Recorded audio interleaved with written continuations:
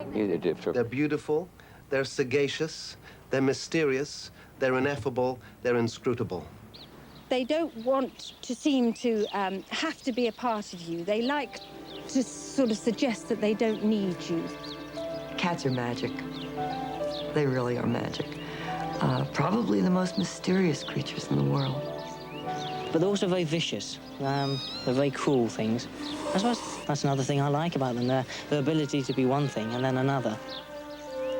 The domestic cat harbors a sort of split personality.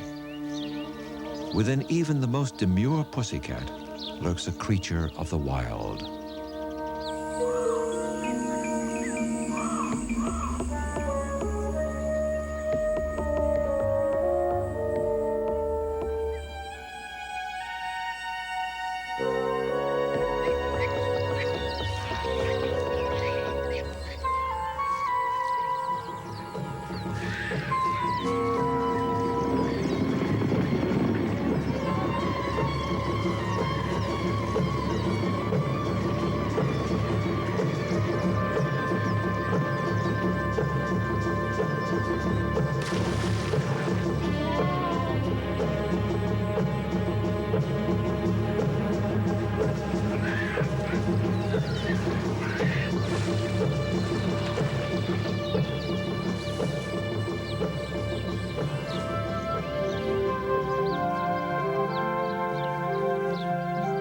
Even after thousands of years, we still know little about the behavior of domestic cats. Now, scientists and laymen alike attempt to understand them, to demystify this elusive feline. For them, the domestic cat is every bit as intriguing to study as the lion or the tiger. To share one's life with a cat is to invite a bit of wildness indoors. Perhaps the writer was correct when he philosophized, God made the cat that man might have the pleasure of caressing the tiger.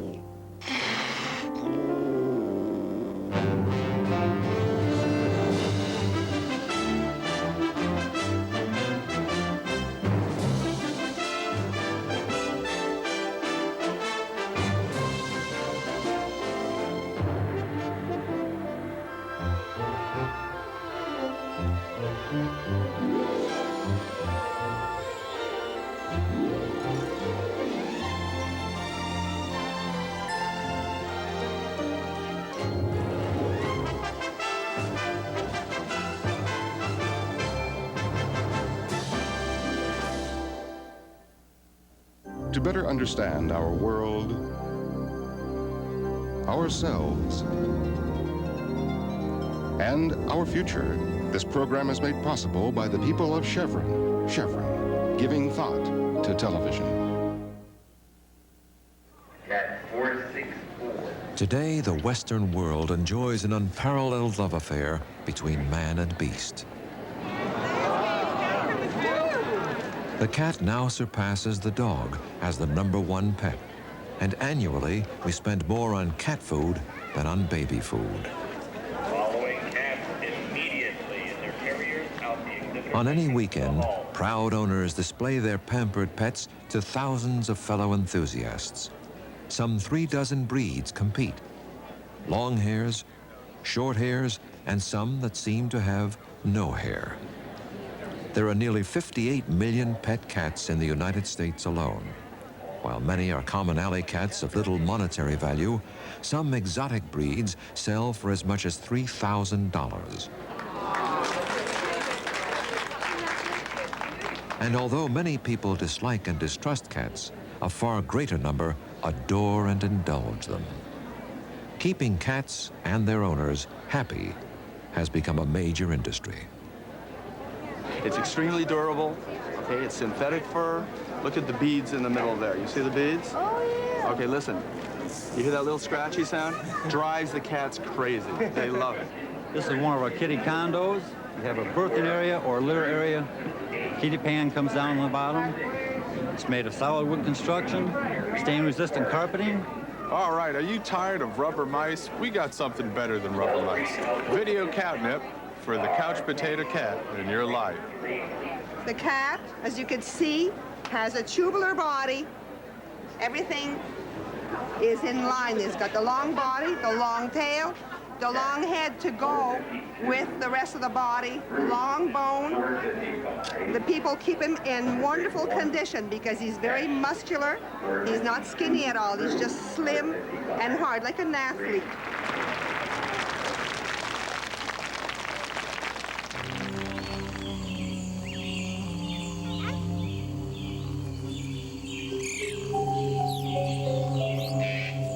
Like a specter floating from the mists of prehistory into the shadows of modern times, two species of wildcats still prowl parts of Africa and Europe.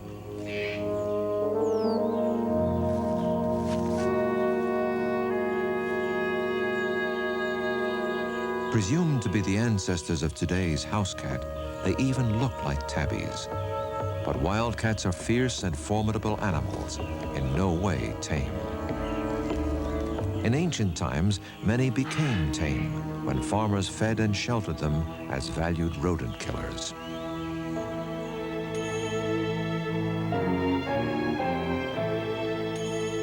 The farmers were Egyptian. The time, more than 3,000 years ago. The cat became adored and revered in Egypt. Never since has the cat's honored role been matched anywhere in the world. One goddess in the form of a cat symbolized pleasure, fertility, and maternity. Cats were also associated with the deity believed to start the sun on its daily course, and one who symbolized life itself.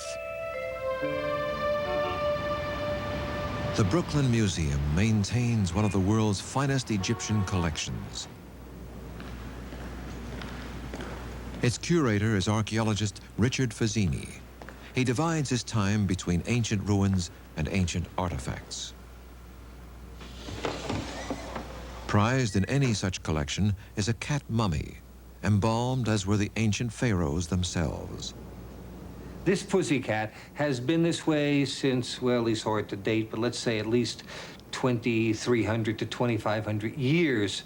Now, why, you might ask, did the Egyptians mummify animals? Well, because certain gods could appear in the form of certain animals. And so it could be a pious gesture or part of some cult ritual to present a mummified cat, to place it in a temple or to place it in one of the great animal cemeteries. It is possible in the case of animals such as cats that an animal mummy might also be a cat which has been ritually murdered. Because most of the animal mummies of cats that have been examined tend to be very young cats. So a cat that was raised for the temple, not somebody's favorite pet. A cat that was raised for the purpose and killed for the purpose and placed in a coffin of some sort. But the heyday of the cat was to pass. Once sacred, the cat would come to be hated and scorned. The same eyes perceived as the throne of the gods became feared as the seat of the devil.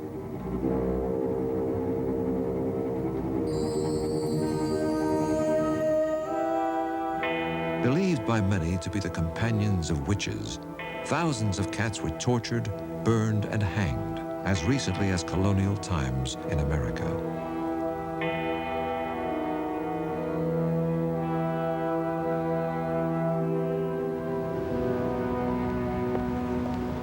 Veterinarian Michael Fox is Vice President of the Humane Society of the United States. He writes extensively on cat behavior and human-cat relationships. It is intriguing that cats have been revered in history and persecuted. There was one pope who had all cats killed. This love-hate relationship, I think, reflects an aspect of the dualistic psyche of human beings. We love things conditionally. We love them if we can control them and they will bend to our will. Or we love them because they're mysterious, that they're an aspect of nature's wildness, which the cat embodies. The domestic cat is but one of 38 species of cats, most of them astonishingly alike. Take away their spots or stripes, their short or long fur, disregard the differences in size from 4 pounds to more than 600, and a cat is a cat is a cat. Few pet owners are aware that most of the behaviors of their house cat have a parallel somewhere in the wild.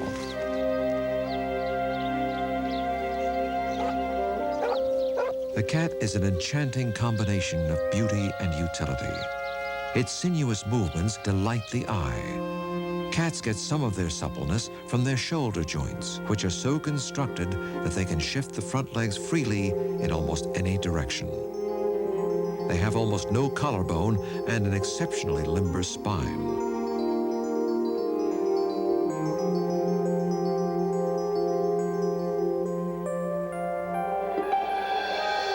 Ever fluid and graceful, cats are marvels of strength and balance.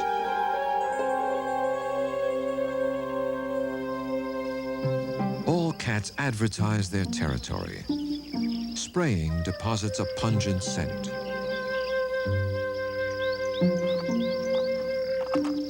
Scratch marks are visual signals and may also carry a scent from glands in the paws. Glands on the face and tail deposit scents at home, just as in the wild. Sometimes more than one signal is left.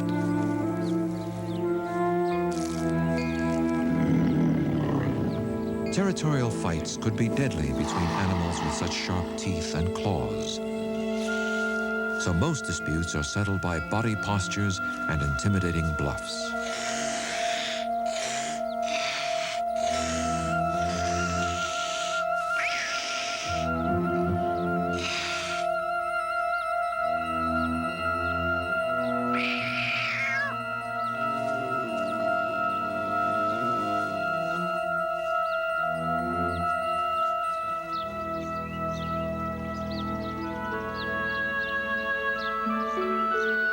Friendly greetings are generally more fleeting and subtle. A nose touch or body rubbing.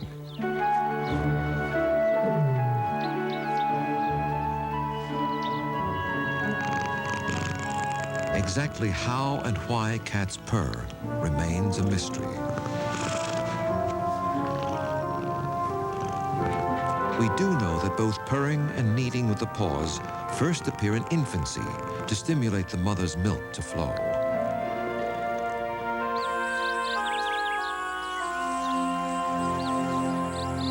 Being hunters, cats must conserve energy whenever possible. They snooze about 2/3 of the time, but always remain alert to sounds, hence the term catnap. In all cats, ovulation, the release of an egg, does not occur until mating triggers it. After gestation of 2 to 4 months, depending on the species, they give birth to 1 to 8 young.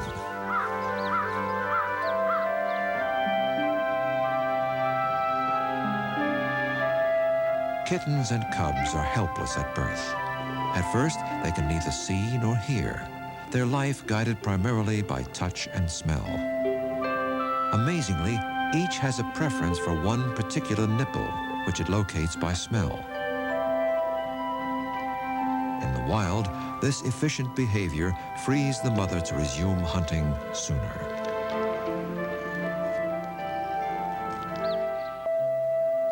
Excellent protective mothers, cats will quickly move their offspring if they suspect danger.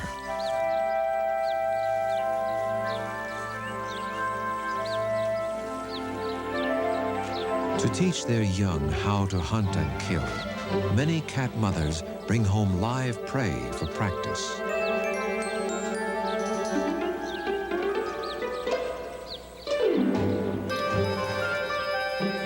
These caracals, nicknamed desert lynx, may seem to be playful or cruel, but they are merely learning.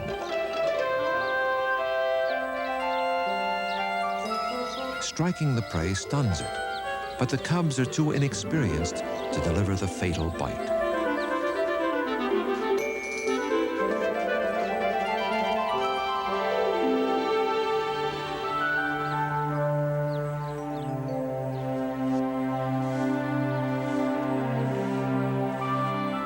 Cat mothers keep their young fastidiously clean.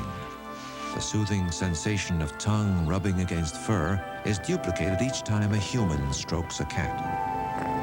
In this way, a bond is formed, and cats come to regard us as surrogate mothers, a role we hold throughout their lives.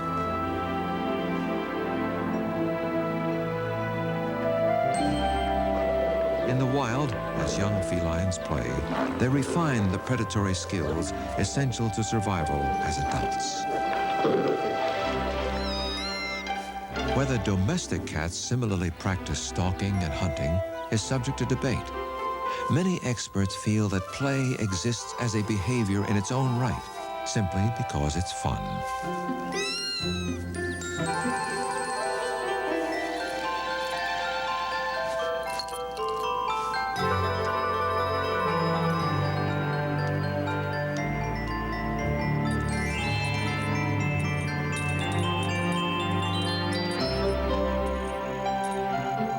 With indoor cats, many owners can attest to a phenomenon affectionately called the evening crazies, when pent-up hunting instincts erupt into a frenzy.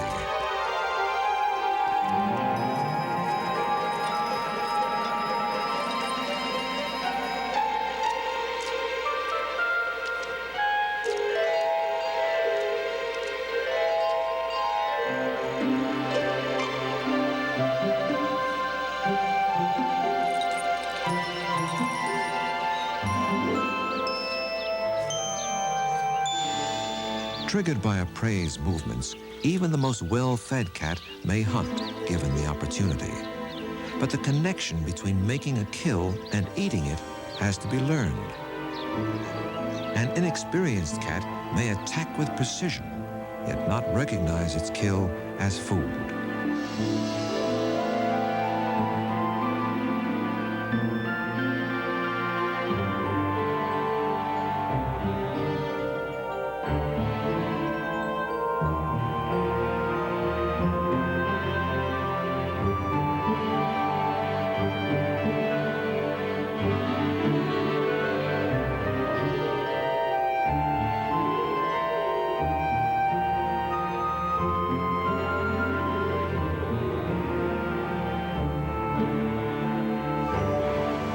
As hunters that rely on stealth, cats are always alert for cues that could mean food or danger.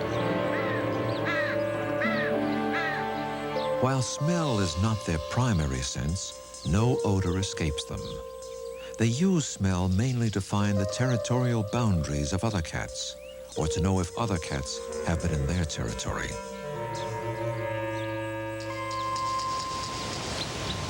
To gather information about potential mates, cats use a second olfactory system in the roof of the mouth. Inhaling the airborne scent while curling the upper lip creates the grimacing look.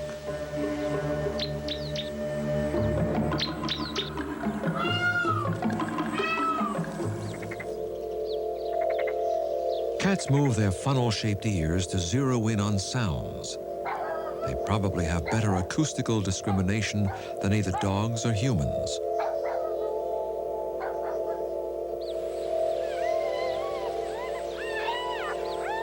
Often, a cat can identify the faintest squeak or rustle within an inch or two of its exact location.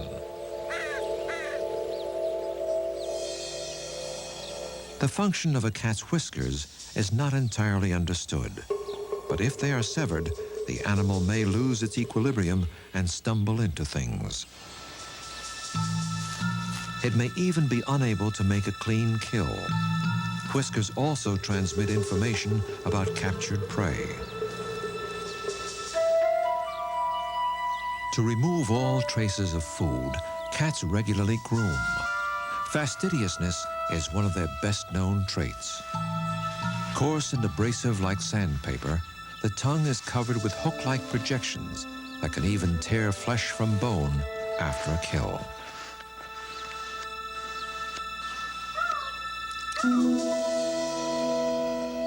To writers, artists, and poets, cats' eyes have embodied all things magical and mysterious.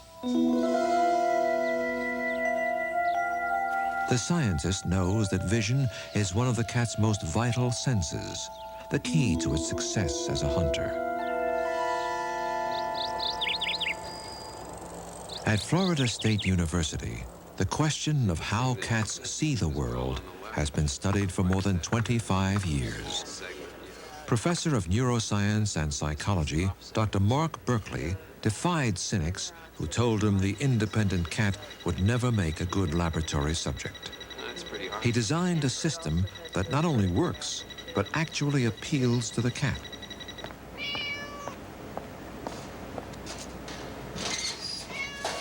Banking on the animal's inquisitiveness, Berkeley built a box that invites exploration.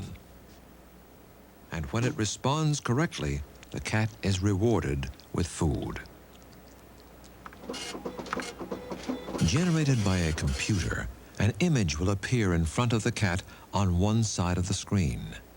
The cat must tell the researchers, "Yes, I can see that." It does so by poking the right-hand plexiglass panel when the image appears on the right, and the other side when the image appears on the left.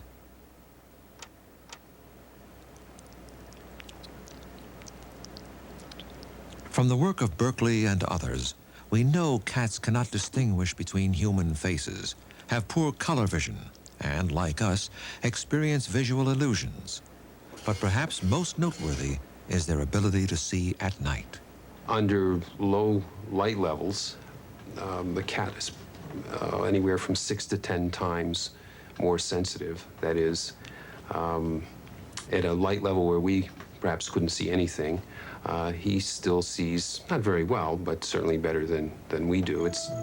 I suppose it might be the difference between a starless night and a moonlit night, where under a starless night, that might be the way it looks to us, but to the cat, it might look as if the moon were up. Able to pierce the darkness with vision at least 6 times more sensitive than our own, the night truly belongs to the cat.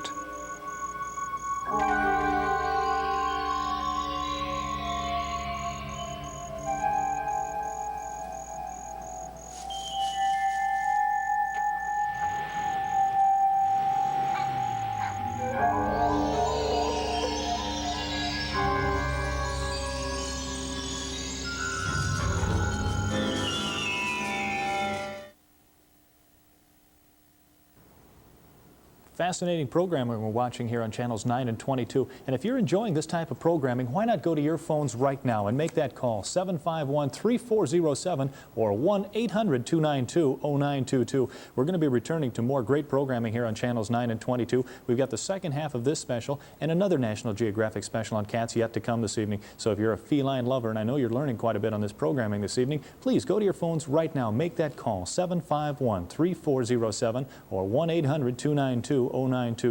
Again, our operators are ready to take your call and get the information that we need. Only takes 30 seconds or so, and we'll get you back into our programming just as quick as we can. Our categories, as you can see on the board, we go from our $240 benefactor level, again, just $20 a month for this great programming that we're watching here.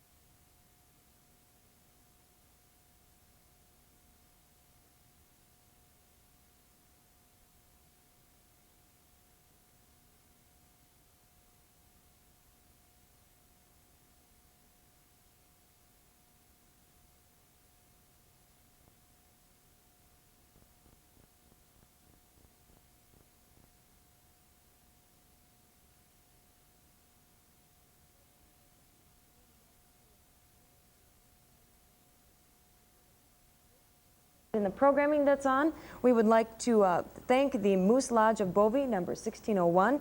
They are providing a matching grant. That means dollar for dollar, folks. That means your $36 is doubled, your $66 is doubled, $90 is doubled, $240 is doubled. That means $500 for channels 922. It's very important that you make those phone calls, get those phones ringing. Let's go back to Jack. $600 in 5 minutes last night? And I'm just looking over the programming, and that was undoubtedly great programming every night here at Channels 9 and 22 is. But these National Geographic specials we have on this evening, folks, are fantastic. And I'll tell you, it's the type of programming you won't find anywhere else on that TV dial. If you like that type of programming, if this is the type of programming you enjoy watching, why not make that call and pledge your support of great programming here of Channels 9 and 22? And as a way of saying thank you so that you'll be able to tell all the programming that comes up here at Channels 9 and 22, each month we'll be sending you this prior to the next month, and you will be able to look through that program guide and find out what type of programs are coming up. And that's the nice thing about Channels 9 and 22. You can pick the type of programming that you want to watch, whether it's nature programming, whether it's science programming, whether it's music programming, whatever your tastes are. Undoubtedly, we have a program to suit that. Why not go to your phones? We do have, I'm looking over, about 2 phone lines open right now. Why not go to your phone, make that phone call? We have the folks volunteering their time from the North Country Hospice, 751-3407, 1-800-292-0922. And now here on Channels 9 and 22, more of the National Geographic special on cats. You're watching Summer Nights 91. Volunteers are standing by to take your pledge. Or, if you prefer to pledge by mail, please send your check or money order to KAWE, KAWB, Box 9, BSU, Bemidji, Minnesota, 56601.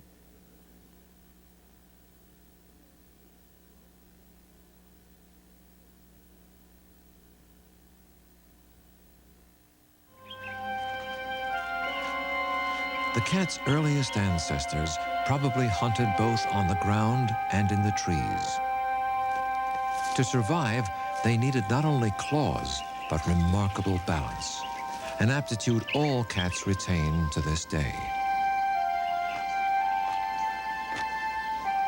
In keeping with its reputation, the cat usually does land on all fours, and scientists have come to understand how.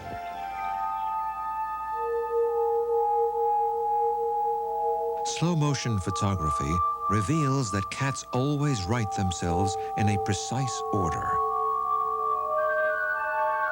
The head rotates first, based on messages from the eyes and inner ear. Then the spine twists, and the rear quarters align. At the same time, the cat arches its back to reduce the force of impact.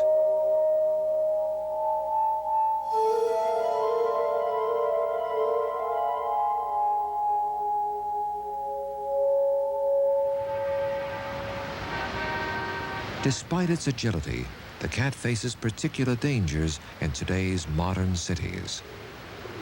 Here, although hundreds of feet above the ground, the indoor cat is just as attracted by moving prey as is any other cat. If anything, it may be a stir-crazy bundle of energy. So many cats actually careen through unscreened windows that the phenomenon now has a name: high-rise syndrome. At the Animal Medical Center in New York City, doctors were perplexed when they found that victims of higher falls often had less severe injuries than those that fell a shorter distance. Good morning, Miss Pisano. How are you today? Fine, thanks. Dr. Michael Garvey is medical director. Hello, Harry. Harry is recovering from serious fractures after falling just a few stories. About a month since you were here last. We've been puzzled by the high-rise syndrome for a long time, the name that we give for cats falling out of windows. Our clinical impression is that cats that fall from medium-level stories are hurt much worse than cats that fell from even greater distances. That seemed to defy our logic, that cats that would fall farther would be hurt less. So we undertook a study to examine the records on cats that had been admitted here for falling out of windows.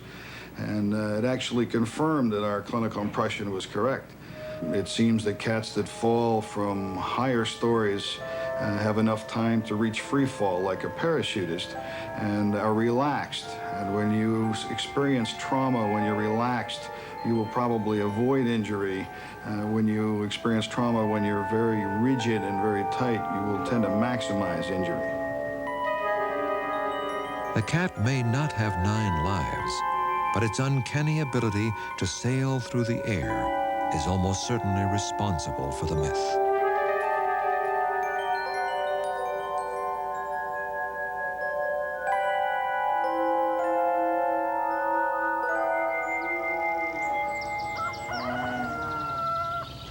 Throughout its history, myth and folklore have enshrouded the cat. Near Oxford, England, scientists have been exploring whether the legendary solitude of the cat is fact or fiction, or can cats adapt successfully to living in groups.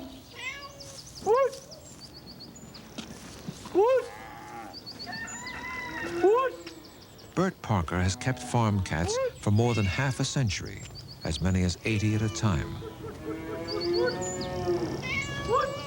Come on. A good cat is worth a lot. She's a valuable asset to any farm.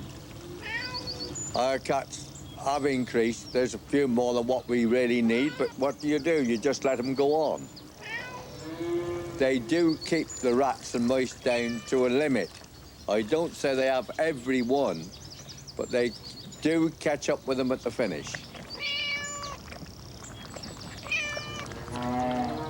But what happens when this usually solitary animal lives in close quarters with so many others?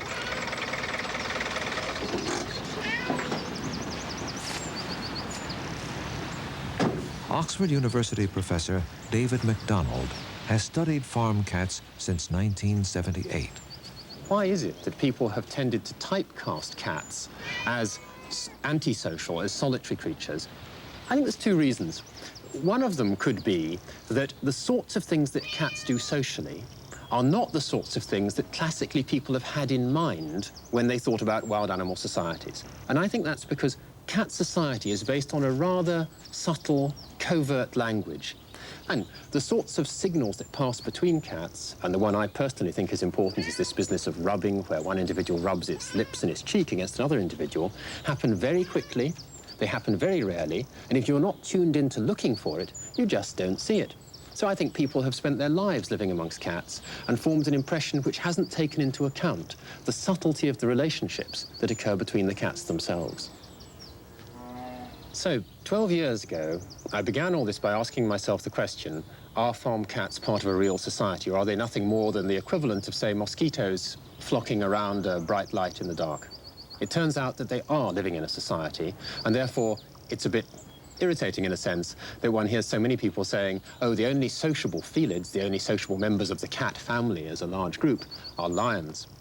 That having been said, there are a lot of similarities between these barnyard lions that we have around here and the lions that we're ever more familiar with from programs and researches about the African lions. Lions are the only wild cats that normally live in a group, called a pride. At its core are the adult females, usually related. Researchers have discovered that within a pride, the females look after and nurse each other's cubs. Here, 3 different females allow the same cub to nurse.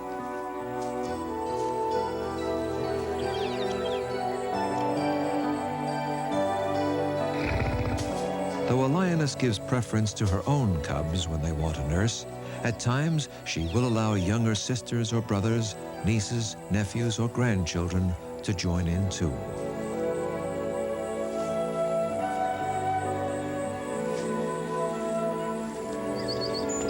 David MacDonald was intrigued that among farm cats, the same communal behavior occurs. Comes and spends a bit of time. A student, Warner Passanese, often follows the cats around the clock, just as naturalists do in the wild. Their litters together. Is this a habitual den site? I mean, have they been here before? It is. These two particular females haven't been here before that I've seen. Oh, look, yes, there's the second one. That's right. So we have, generally, the females take it in turn to suckle these kittens. Again, indiscriminately. Any kitten that is there is suckled. And there's absolutely no discrimination between them. They all suckle equally there is none. from the two mothers. There is That's none. excellent.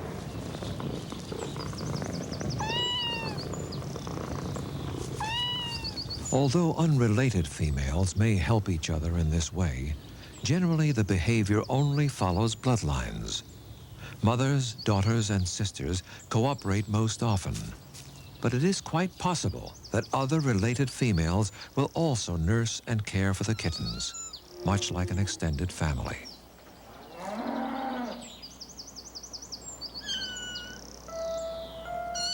Six weeks old, this kitten has begun only recently to explore on his own. Today, he has accidentally become separated from his mother. Out of hearing range, she knows nothing of her kitten's dilemma. A related female hears him but does nothing. He starts back uncertainly.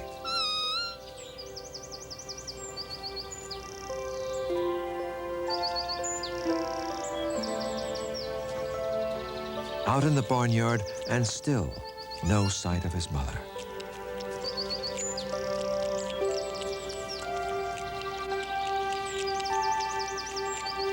He comes upon the related female, now nursing her own litter.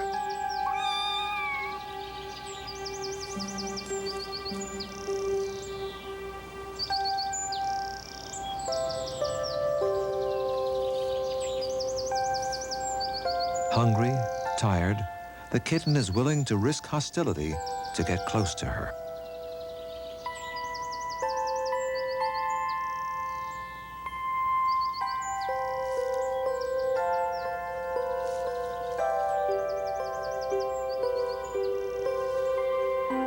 In the end, she accepts the tiny, distressed explorer. Why should the females behave this way? Once more, the behavior of lions held the clue. A behavior not of care and comfort, but of savagery and death. In this graphic film footage, the cameraman bears horrified witness to a systematic and vicious killing. As three terrified cubs huddle nearby, a male lion prepares to brutally attack and kill one of their sisters.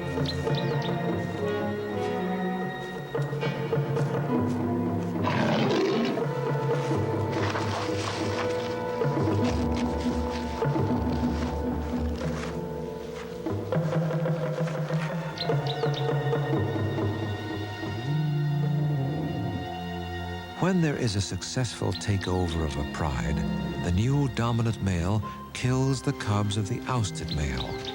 Thus, the female will come into heat sooner. The new male can then mate with her and thereby perpetuate his own genes. The barnyard again was to prove remarkably like the plains of Africa. MacDonald recalls the events leading to a gruesome discovery. As I watched at the communal den with these 4 sets of kittens all together, 9 kittens in total, the scene was really a very intimate one. The kittens were, as you can imagine, a chocolate box scene in amongst straw bales. Their nest was built in amongst a stack of bales, and a narrow passageway led into the kittens, and they were all just piled on top of each other, and each mother would come and go from that den, each suckling the kittens indiscriminately. And on this occasion, I was watching this nest of kittens, and in slunk the male.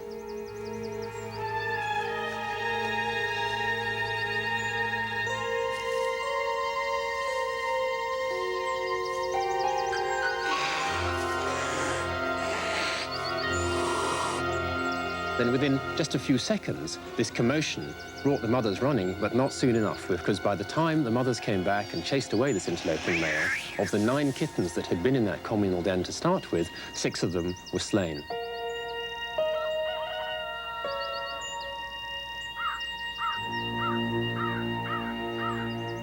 So I think we've come up with two answers, both of them perhaps rather surprising, to why cats may benefit individually from living communally. One of them is that they can look after each other's young by sharing the load of nursing, and the other is that females may be able to repel murderous males. Thus, cooperative care by a number of females increases the likelihood that more kittens, even orphans, will be watched over and thereby protected.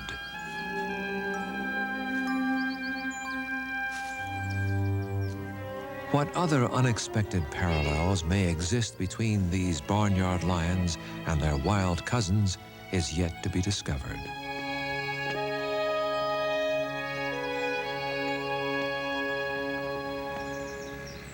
In another English village, the image of cats as ruthless killers was confirmed in a different way.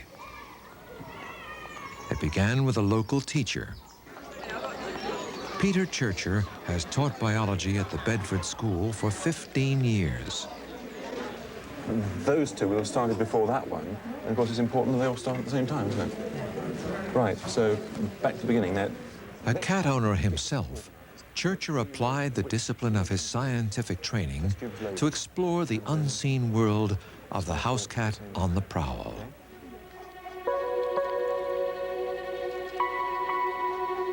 Throughout England, indeed in much of the world, cats are let outdoors to roam the neighborhood at will.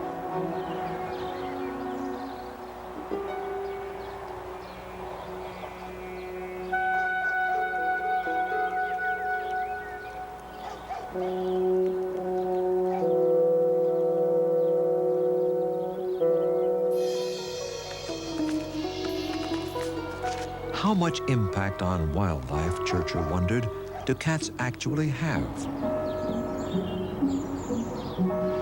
Unable to follow the cats, he did the next best thing and enlisted the help of their owners.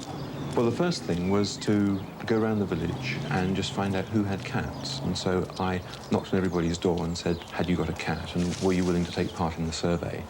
And surprisingly enough, virtually everybody in the village did. And that meant that I had something around 78 cats to start off with, which was a good number.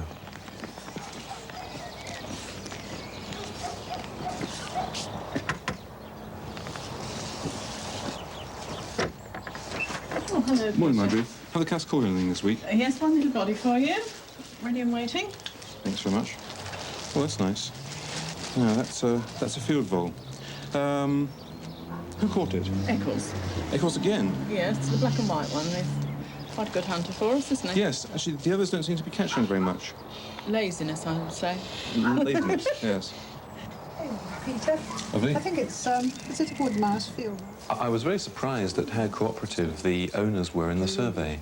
I think a lot of people don't like the idea of picking up dead bodies and putting them in polythene bags, but most of the people in the village gritted their teeth and did it, and some even went as far as to put them in the deep freeze, which was nice because, as you can imagine, at the end of a week in the summer, often the dead bodies were getting rather smelly, and it was pleasant to have them put in the deep freeze before I got hold of them. To work and look at that under the microscope. That's Wednesday. When the specimens were labeled and the numbers of dead totaled, Churcher and the cats of Felmersham made headlines. There was quite a reaction by the media when we published, because if you extrapolate the figures for Felmersham over the whole country, you do come up with some sort of fairly big sums. So, for example, if the cats in Felmersham caught 14 animals each during the course of a year, we know there are about 5 million cats, domestic cats, in Britain. So that means that 70 million small mammals and birds are caught by cats in a year. And so domestic cats, in spite of their reliance on man for food and a lot of other things, are still remarkably independent. And I think what our survey has shown is that they're also very important as predators on the ecological stage. Churcher does not propose that cats be confined indoors. Others insist it is essential, not just for the wildlife, but for the safety of the cats themselves. While debate continues, one thing is certain. In every well-fed cat by the fire lies a dormant tiger, primed for the thrill of the hunt.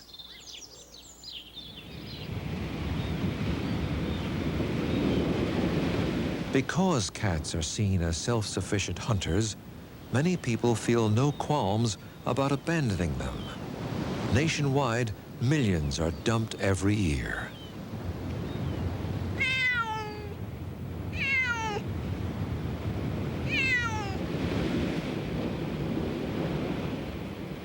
Near Oxnard, California, animal welfare activist Leo Grillo has tried for weeks to trap 2 cats living in this jetty. Such brutal conditions are a death sentence for cats, and he devotes his life to rescuing them. When the winter hits, these rocks are really cold, and the waves are cold, and the mist is cold, and the fog is cold. The cats are cold. And everybody thinks they have a fur coat, they're going to be fine. And it's always like this, and when it's a bad winter especially, it's really pitiful. Here at the farthest tip of the rocks, the cats have retreated from the taunts and bottle throwing of uncaring strangers. But they are also completely cut off from fresh drinking water, so Leo baits his traps with it. Hey, Jet. He has named the cats Marina and Jetty because of where he found them. Come on, Jet. Come on, Jet. Come on.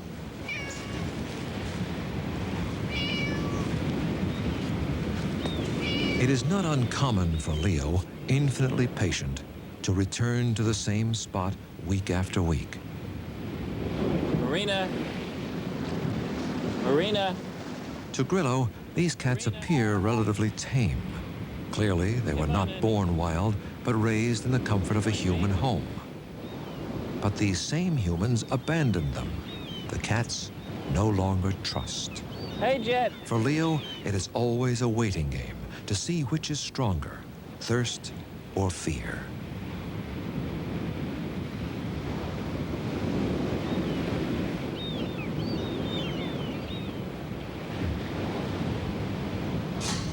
Atta boy. I'm coming down. All right, Jet. All right, here you go. When I get a cat, and those traps are set, and I get a cat to go in the trap, and that door comes down and slaps, that is the most exciting feeling. And that little saga, that little story, the trips to this one little rock to feed that one little cat is now over. It has an ending. After weeks of failed attempts, this day would finally bring success. Easy.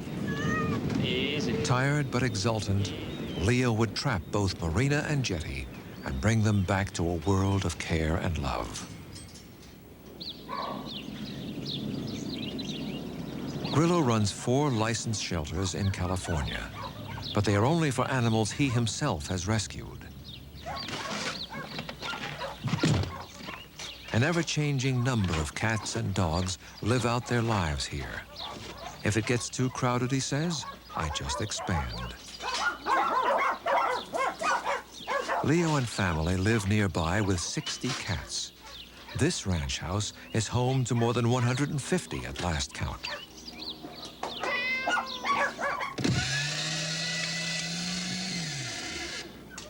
Dry food, 7 tons a year, is left out at all times. Canned food is fed twice daily, totaling more than 80,000 cans per year. All of this is paid for by private donations. There we go. Come see Jetty and Marina. Come on. After a trip to the vet for shots, blood tests, spaying, and neutering, Marina and Jetty are ready to meet the others, but only from the safety of their cages. JJ, Junkyard, come on. Come see your friends, come on.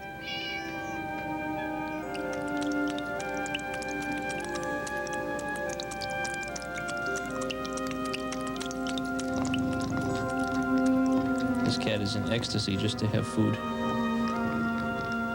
Real food. Yeah, look at that. Beautiful thing is they were caught together and they can tame down together. Comfort each other.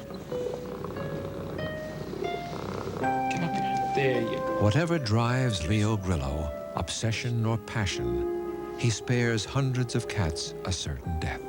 What happens when we bring them in is we try to reestablish the trust. And we just tell them we love them. We show them we love them. We do things that show them we care about them. And we build their trust up again. Eventually, they trust us. Oh, you're a good boy. You're a good boy. That was my baby. For many people, the cat is all but hypnotic, soothing and calming just to behold. Through the ages, an uncounted number, graceful, beautiful, and mysterious, have captivated the human mind and eye. Scientists learned that simply petting a cat lowers human blood pressure. Now, some go further and suggest cats may actually benefit our longevity.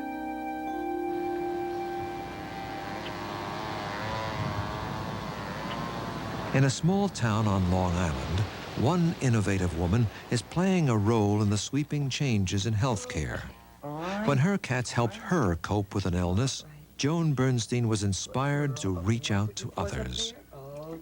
I became ill. I developed chronic fatigue syndrome at that time, not knowing what it was. The disease was not defined at that time.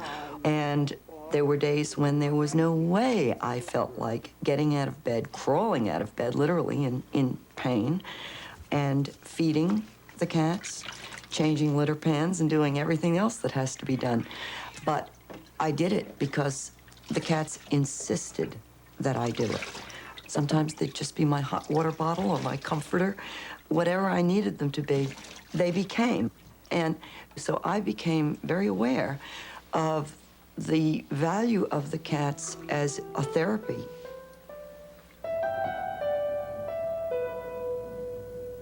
Lonely, often forgotten, the institutionalized elderly have been cut off from a lifetime of friends and memories.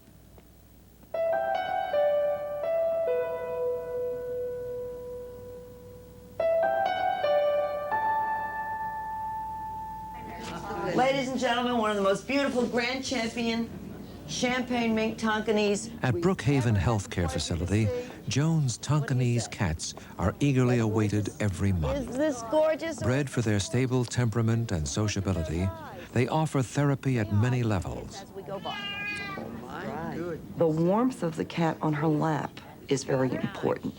Just holding the cat in her arms. First of all, it's good exercise for her. She's utilizing the muscles in her arms and her hands. So we have the physical aspect of it. Look what I brought you. You think she's trying to tell you something? Come on. Okay. She'll stay right there with you, Mr. Hook. Patients who have difficulty with recall, of the present, okay? In other words, remembering the present from now to tomorrow, or now till next week, or now till a month from now. That's Muzzle. They will remember the cats. She's a lot like the one I brought here one time who was sitting on your shoulder, remember? Yeah. And I took a picture of you with the kitten sitting on your shoulder, and only half the picture came out. Beautiful. He really is a big guy. So soft and so pretty, isn't she? Some scientists believe cats touch people more than other pets do, literally and figuratively. Their lithe and graceful movements are non-threatening, and the cat's shape and size are basically the same as a human baby's. For most people, an automatic invitation to nurture and love. She is beautiful. Oh, I'd love to hold you all day and all night. I really would. Another world touched by Joan and her cats is a residential school for autistic youngsters. The cause of autism is not fully understood, and currently there is no known cure.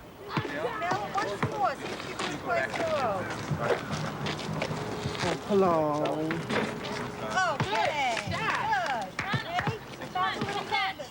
Locked largely in a world of their own, the children are extremely difficult to reach.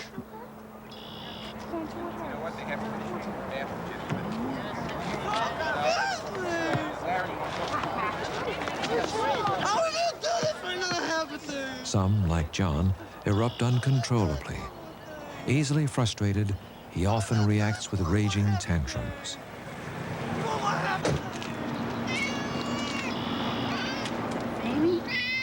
While no one pretends the cats are a miracle cure, they regularly bring about miraculous breakthroughs. How can you tell me what color they are if you don't look? For John, the cats open a window on a bright new world. Game with me. I think you're playing a game.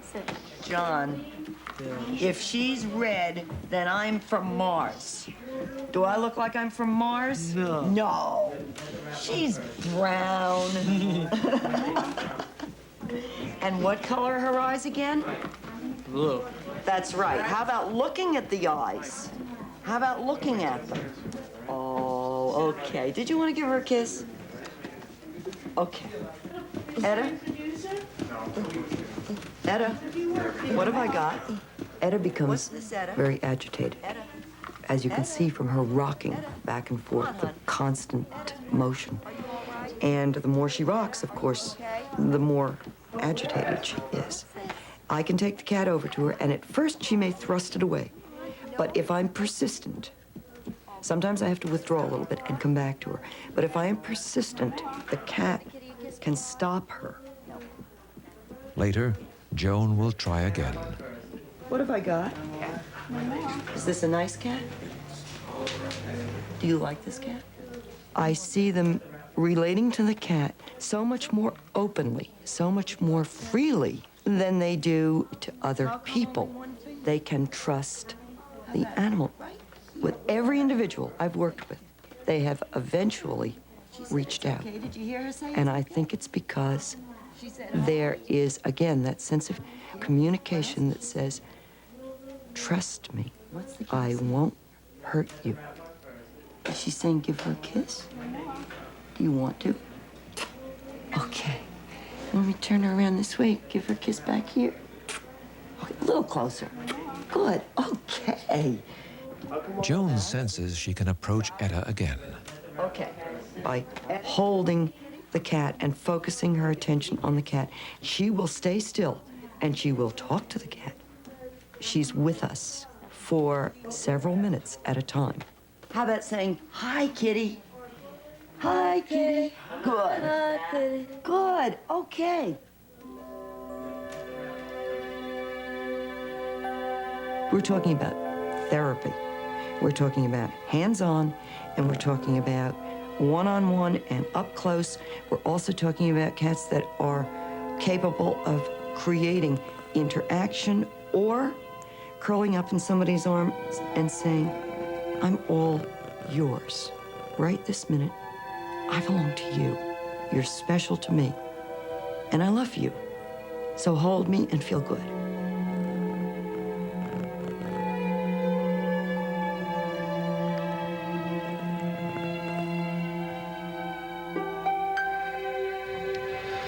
It was said that a long time ago, probably in our own golden age as gatherer hunters, that we could talk to the animals and they would talk to us. And I think part of understanding felinese is that we can learn the cat's repertoire and have a deeper communication and communion with our cats. Love for cats is part of a universal love for all creatures, which impels us toward a reverence for all life. Subtle, amusing, enigmatic, regal and serene, cats remain ultimately independent of their human companions. They move among us as half-wild creatures, the only domestic animal man has never fully conquered. Plain or fancy, barn mouser or lord of the hearth, they have fired our imagination. But we wonder, did we adopt the cat, or did Tabby simply deign to share his life with us? In the end, it is a tantalizing mystery, one that we, being mere humans, can never hope to solve.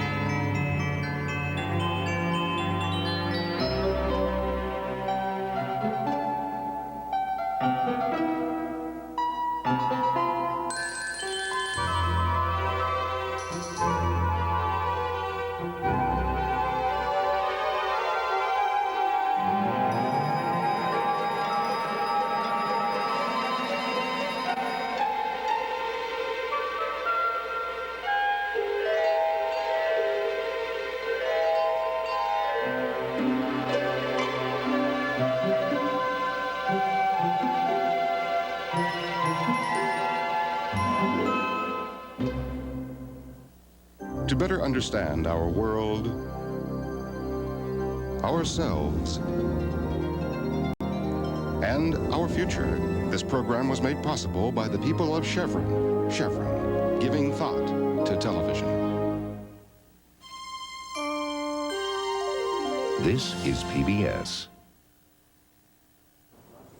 A fascinating special here on Channels 9 and 22. And don't go away, because we have more on cats from National Geographic coming up right here on Channels 9 and 22. Good evening. Thanks for joining us. I'm Jack Blanchard here at Summer Nights on Channels 9 and 22. Occasionally throughout the year, we at Channel 9 and 22 have to come into your home like this and ask for your support of programming. Of course, we're non-commercial TV, and that means you, the viewer, are our support. So what we're asking you to do this evening is go to your phones and call us at 751-3407 or 1-800-292-0922 and pledge your support of some of the fine programming that we're watching here on Channels 9 and 22. It's very easy to become a member of Channels 9 and 22. Our operators are standing by ready to take your phone call. Our operators from the North Country Hospice, a very special group of people with a very special kind of sharing and caring. And they are a wonderful group of people. Why not give us a call? And again, those numbers, 751-3407, 1-800-292-0922. Our categories vary, and I'm sure you can find a category that fits your needs, from our basic membership of just $36 or $3 a month to our $240 benefactor level. And we have a number of categories in between. We have some special ways of saying thank you also, and Kelly is going to tell us about one of those ways in just a moment. But why not go to your phone right now and call us, whether it's $3 a month, $5.50 a month, $7.50 a month, $10 a month, or $20 a month, or maybe even higher. We do have people who like to pledge at a higher level, whatever that membership level, whatever your support level, whatever your comfort level, whatever your viewing level. We're asking you to go to your phones right now, 751-3407 or 1-800-292-0922. Those are the numbers to call and pledge your support of the fine, fine programming we're watching here at Channels 9 and 22. And Kelly, we do have a special way of saying thank you, and why don't you tell the folks about that real quickly? We sure do. We have a special thank you to those people who are going to call in a membership tonight at the $120 level. We have a limited offer, 7 of these. This is a Wild America calendar. It's a 1992 calendar, so you are getting a good deal. It's got some beautiful pictures of wildlife on the back. Of course, each month, of course, is highlighted by one of these pictures. And we are giving 7 of these calendars away to the first 7 callers at the $120 level. That's $10 a month if you feel that $120 is too much to give in one payment. So we would like you to give our operators a telephone call to make it even more convenient and easy for you to become a member. We do accept Visa, MasterCard, or Discover Card. I'd also like to remind you that our goal for tonight is $1,500. We are off to a good start. We've got $360 so far. And next time we'll be back, we'll be going over to our map to show you how many members we've gotten through this summer pledge drive, and we'll mention some of those people who have already called in tonight. Remember that if you are a little camera shy, we won't mention your name on the air. The important thing is, though, that you do go to your phone and become a member of Channels 9 and 22. The Moose Lodge 1601 of Bovey is providing a matching grant tonight. That means when you call in your pledge dollars will double. 36 becomes double that, 66 is doubled, 90 is doubled, 120 is doubled, 240 is doubled. Anything you call in tonight is going to double. It's simple as that. Those phone numbers again, 751-3407 or 1-800-292-0922. If your children are watching, remember that we also have those Kids Clubhouse memberships available, and you can call in a Kids Clubhouse membership for $15 for your child. Right now, let's go down to Channel 22. First of all, I would like to thank all of you very, very much for the wonderful programming tonight. It's not just about cats. It's about caring and loving, and I think we all need to see those kinds of programming. Children need to see that kind of programming. Congratulations on some very good choices. Also, I noticed that your group answering the phone, too, from a hospice. Volunteers are wonderful. What would our community do without volunteers? And I'd like to thank one of the volunteers for our dinner tonight. That's one of the advantages of being a volunteer. I'd like to thank the Cottage Cafe in Pine River for a delicious dinner, and Pepsi-Cola of Brainerd and Wadena. Thank you very, very much. Also, you notice here I have my checkbook, and I want you to do the same thing. Grab your checkbook, hold it up, grab your pen, and write out your contribution to KDWB. And that's exactly what I have done this evening, and I hope all of you will do the same. It doesn't have to be just one contribution, one check. You could even divide it up and give it monthly. and I hope that you will do that. But please, please do it tonight. Another thing I'd like to have you do, if you'd rather, is put it on your credit card, and Kelly mentioned that earlier. Use your major credit cards and send in the number. All you have to do, and it's easy, 1-800-292-0922, or in the Bemidji area, 751-3407. And back to you, Kelly. Thank you, Barb. Public television is an alternative service. It is here for you, the viewer, the public, and we need to hear your telephone calls. We have 2 telephone lines open. That's great to hear. Remember that this calendar of 1992 Wild America calendar is available still. We have 7 of these calendars to give away tonight as a special thank you for you members joining us at the 120 or above.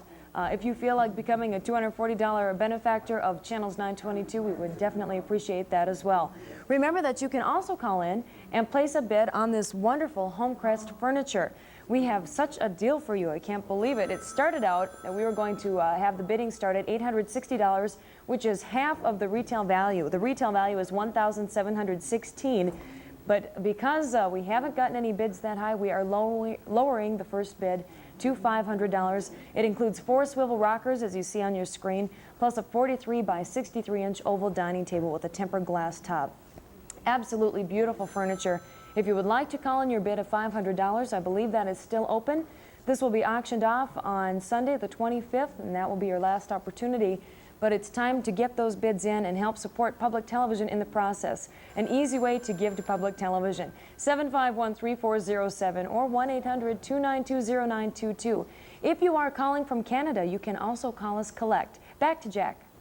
You know, Kelly, there's one of the reasons, by the way, that Kelly is sitting on the edge of her chair. It is the exciting programming we're watching here at Channels 9 and 22. The other reason is we need her to be awake. If she sits back in these Homecrest chairs, I'm telling you, friends, I've been sitting there throughout this National Geographic special. They are extremely comfortable chairs, and that $500 starting bid is an unbelievable bargain. Maybe you'd like to go to your phones right now and find out more and ask one of our operators. Again, it's very easy to do, 751-3407 or 1-800-292-0922. Do we have a phone line open right now, a couple of them?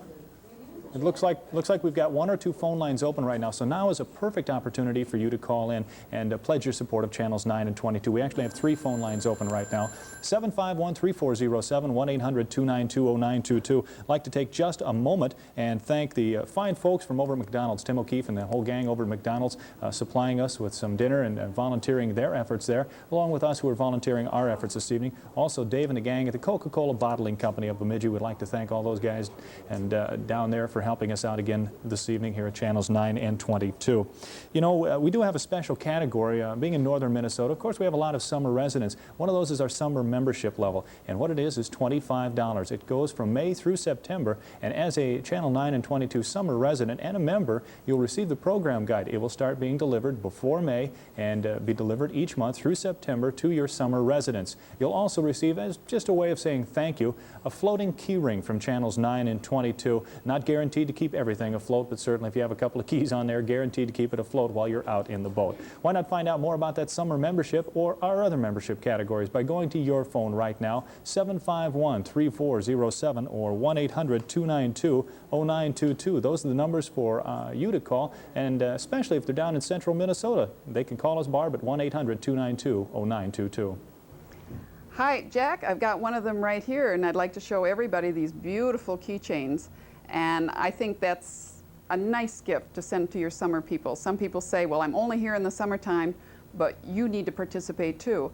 You know, I had other people say to me, but I already pay because it's on cable, and I already pay for the cable. But what I want you to know is this programming is given to the cable station. They still depend on you to keep them going. And when I say that, I mean that in a real sense. It takes $1 million every single year to keep public television going. So please, if you have cable, make sure you continue or begin for your donations for Channel 9 and 22. Call 1-800-292-0922. You need to be a part of this too, to make this go year after year after year. And we all know times are tough. Well, they're also tough for public television. Back to you, Kelly. Thank you, Barb. These nature or National Geographic programs have always been very popular on public television, for us anyway, northern and central Minnesota. And to keep it one of the most popular and to put your vote in for these programs, we need to get those telephones ringing right now. If you call during this program, you'll be putting a vote towards educational animal, nature, National Geographic programming. And if you'd like to see them continued, this is your best opportunity to show your support for these types of programs and let us know that this is the kind of thing you want to see on public television. There's a lot of cat lovers out there tonight enjoying this program. My cat at home is probably watching going, get those cats out of there, I'm the only cat in this world. But I'm sure your cats are watching at home. They're probably having a good time. If you're a cat lover, tonight is the night you should call. Back to Jack. Well, there were some staggering and startling statistics brought out in that program too, Kelly. Millions of cats that are being abandoned each and every year, and it's so easy to prevent by spaying or neutering your cat, and it's something that you might want to consider. And we're going to be going back into more programming here, nature programming, and more about cats. But again, what we're asking you to do, we don't do this very often. We do it about 4 times a year here at Channels 9 and 22. Take a moment to interrupt the programming and tell you some of the reasons why we need you out there. Yes, you sitting right there right now watching the programming here at Channels 9 and 22. We need you to be a member of Channels 9 and 22 to continue the fine programming that we have, to continue to operate at the level that you've come to expect over the years from Channels 9 and 22. You know, when we first signed on the air many years ago now, we only had 1 member. It grew to 2 members. That grew to 4 members. That grew to 8 members. Well, now we're all over northern and central Minnesota, and it's thanks to you and people like you, your friends and your neighbors. Why not go to your phones, pledge your support of Channels 9 and 22. It's a simple thing to do, and it's so worthwhile. 751-3407, 1-800-292-0922. I do believe we've got a couple of phone lines open right now, so just before we go back into nature programming here on Channels 9 and 22, go to your phones. Again, 1-800-292-0922, or if you're in the Bemidji calling area, 751-3407. Now sit back and enjoy here on Channels 9 and 22 another great National Geographic special on cats. You're watching Summer Nights 91. Volunteers are standing by to take your pledge. Or, if you prefer to pledge by mail, please send your check or money order to KAWE, KAWB, Box 9, BSU, Bemidji, Minnesota, 56601.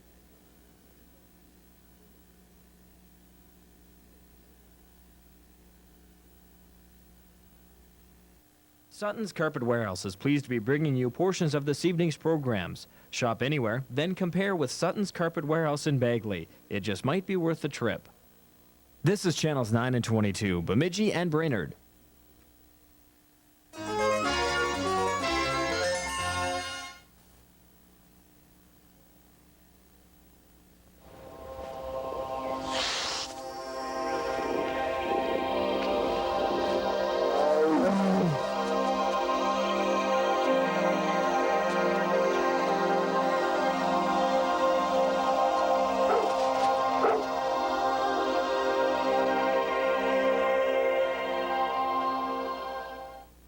Nature is made possible by public television stations, your gas company, and the gas industry, whose respect for nature and the environment is reflected in the underwriting of this series. America's gas industry provides 160 million people with natural gas energy all across the country.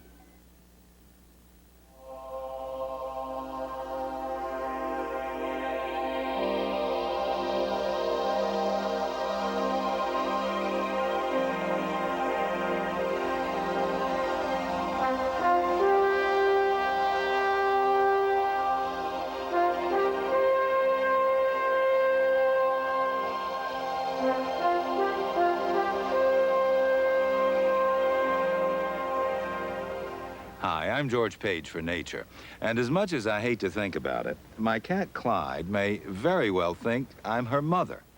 At least that's one contemporary theory being offered to explain why cats like people, and occasionally even show them affection. The theory goes something like this. Wildcats are solitary animals once they leave their mother and siblings, with the single exception of the lion.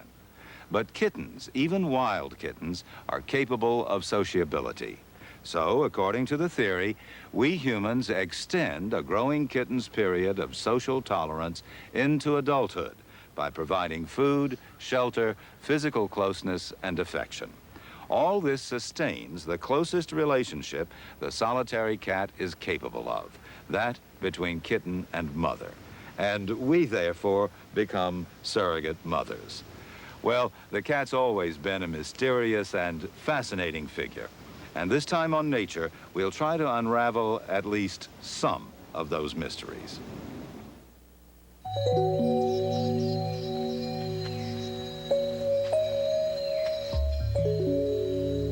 Independent, aloof, often mysterious.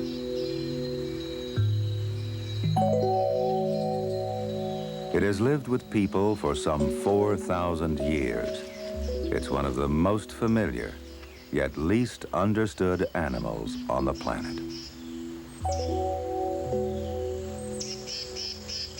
Their beauty so captivates us that it's easy to forget that they're one of nature's most perfectly designed predators.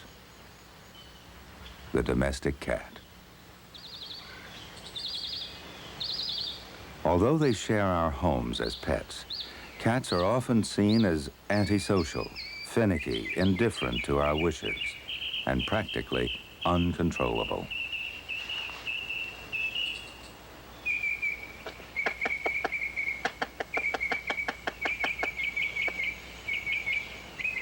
With this reputation, it's surprising that the cat is vying with the dog to become America's #1 pet.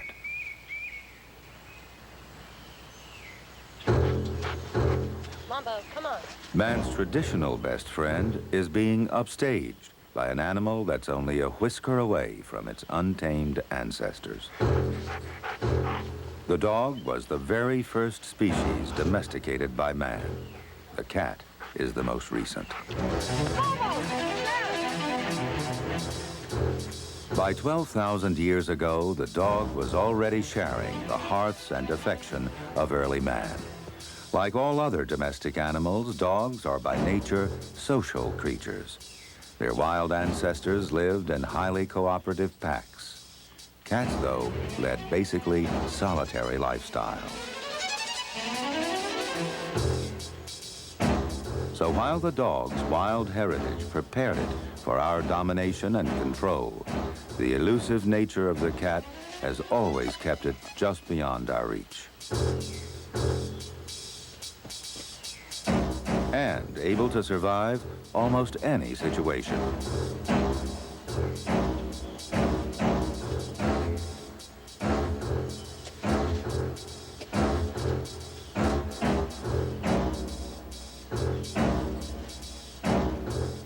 It is adapted to all manner of lifestyles in every part of the globe.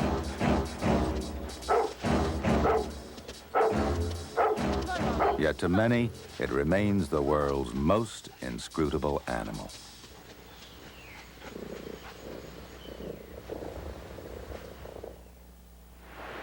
Although it's a member of the cat spectacular family, the king of beasts is not really an overgrown tabby. For one thing, male and female lions look very different. Like all their kind, they're beautifully adapted predators. But lions are the only member of the cat family to live in large social groups, and they cooperate when hunting, a job that falls to the females of a pride. They depend on stealth to stalk their prey, then dash across open ground to seize it with outstretched claws.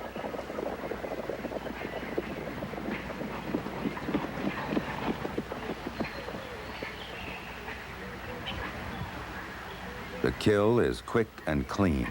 A bite at the nape of the neck severs the spinal cord. Our house cats execute the coup de grace in exactly the same way.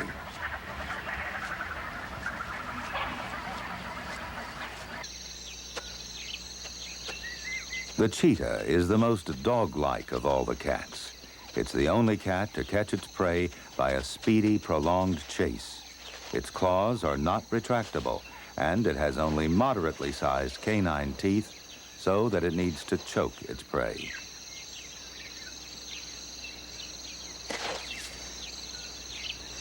The leopard is a superb tree climber and tremendously powerful for its size.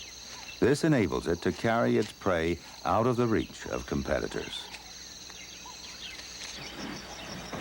People who wish to draw parallels between a big cat and their pet might do well to choose this one, the tiger, a solitary hunter whose behavior is fairly similar to our own cats. And like all cats, they're specialists at blending in with their habitats, yet they are worlds apart.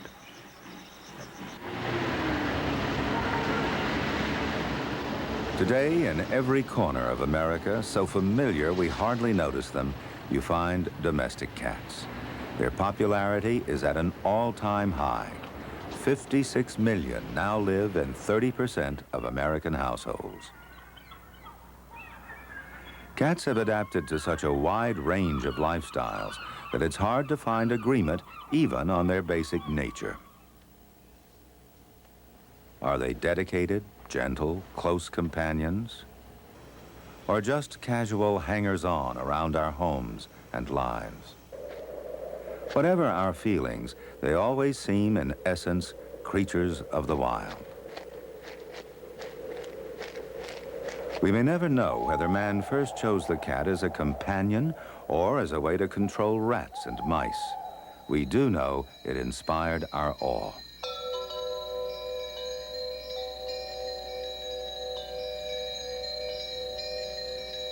(2500 BC), ancient Egyptians worship at the feet of Bastet, a female cat seen as the fierce protector of health and goddess of fertility.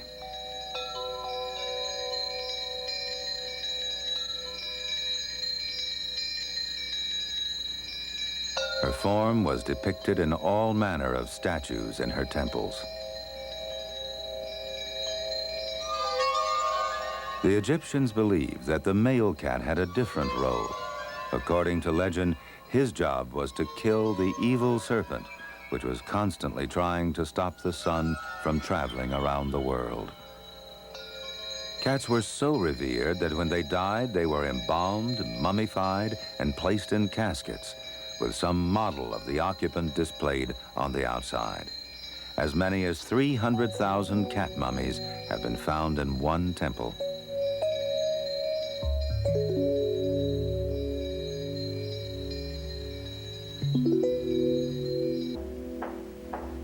Behind the scenes in museums and universities, studies are going on to discover more about the significance of these mysterious Egyptian temple cats.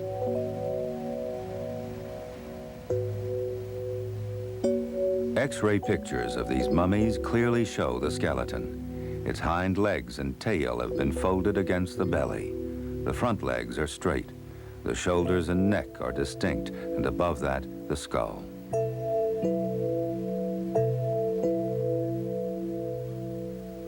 The neck of this one is broken. The skeletons also reveal that many of these cats were less than a year old.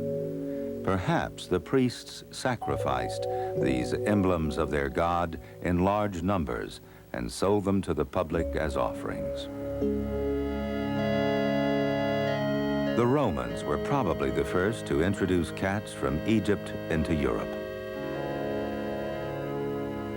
During the Middle Ages, cats suffered a terrible turn of fortune. Once gods, they were now seen as demons, the embodiment of the devil. Familiars to witches, fiendish servants to do their bidding. The church's persecution of witches and the animals associated with them lasted for more than 400 years. During much of this time, rats and mice actually symbolized good and are shown here hanging the demon cat.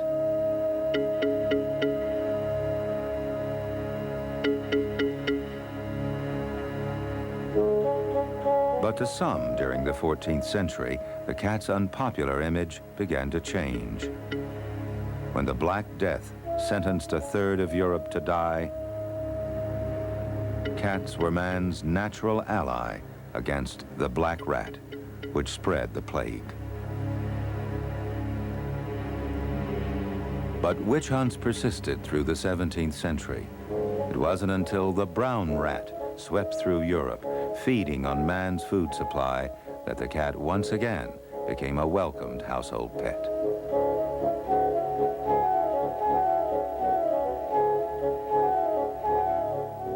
Finally, in a total turnaround, we see rats surrendering to the cat. As soon as man mastered the seas, cats became part of ships' companies, and sea routes, normally a barrier to the migration of land animals, became a highway system for cats. Here in the Galapagos Islands, 600 miles from the nearest mainland, Darwin discovered a unique fauna that had no fear of man. Bizarre creatures evolved in complete isolation.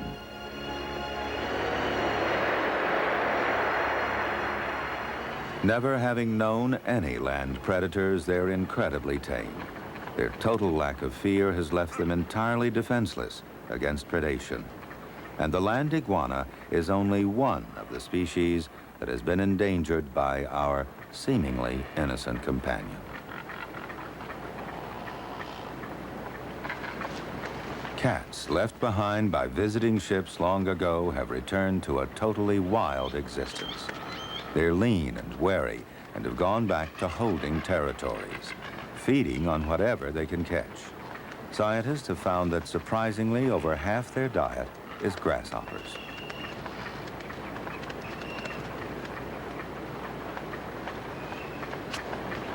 But cats are renowned opportunists, and they found the defenseless wildlife here to be easy prey. Young iguanas and ground-nesting birds are especially vulnerable. Feral cats are considered perhaps the greatest threat to the native wildlife of these and many other oceanic islands.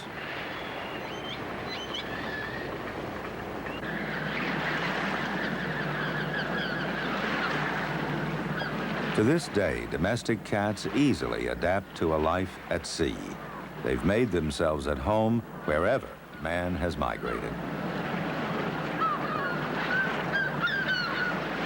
The first cats to reach America were rat catchers on commercial vessels that brought them from Europe around 1620. They thrived in the cities of the Northeast and gradually spread from there throughout the country. Feral cats also occur in the American countryside. They feed on small mammals and birds. Wildlife here evolved along with land predators, and they're not entirely defenseless. Sadly, though, the growing number of feral cats has begun to take its toll on birds and small forest animals.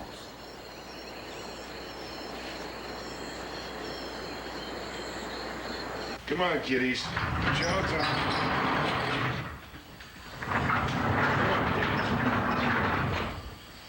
Kitty. Other rural cats have the best of both worlds. They continue to live around humans and depend on us in part for their food, but they do go off hunting on their own. All outdoor cats have home ranges, from a half to 40 acres in size. Males have larger ranges than females, and they often overlap. Both males and females mark their home areas. It's one way of telling others of their presence. Cats that follow may stop to sniff the mark, but they don't respond with a mark of their own. Cats live in a whole landscape of odors of which we are totally unaware. Different cats may hold dominance over a particular area at different times of the day. Scent marking reinforces their awareness of who has the right-of-way now, but it doesn't act as a repellent, and confrontations are bound to occur. Body postures convey moods precisely. Ears flatten back in a defensive threat. Its scent helps identify the combatant. The fur begins to bristle to increase the threat.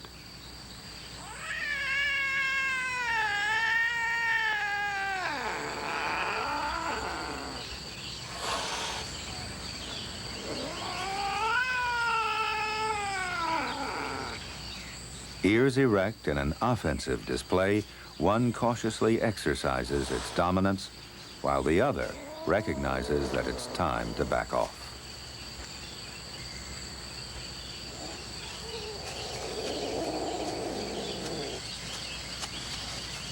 Yet even solitary animals have to come together for mating. This feral female Manx cat is in heat. Her body is producing scents that tell the local males she's ready for mating. The male picks up her scent and follows her. He stays around the female until she's receptive. In more crowded urban locations, he would have to fight off other males at this time to hold on to his position.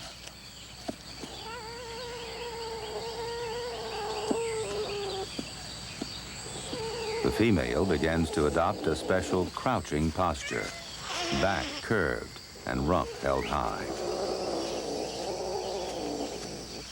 The male continues the pursuit until he judges that she's ready.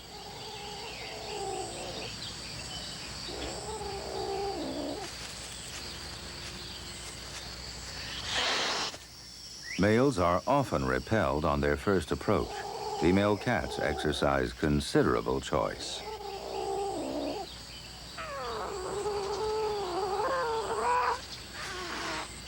Finally, with her back held high, she signals to the male that she's ready.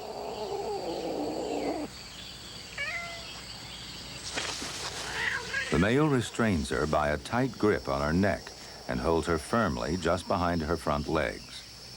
They will keep this position for about 2 minutes, but the actual mating only occurs in the final few seconds.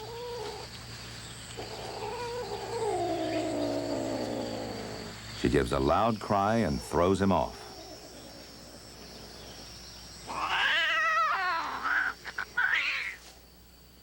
This curious behavior is explained by the tiny spines on the male's penis. Although it's evidently somewhat painful, it's necessary to stimulate ovulation in the female. Then she indulges in a bout of rolling, rubbing, and licking.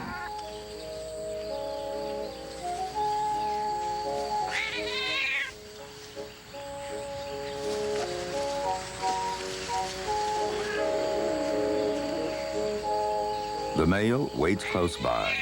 Over a 3-hour period, he may repeat the process as many as 16 times.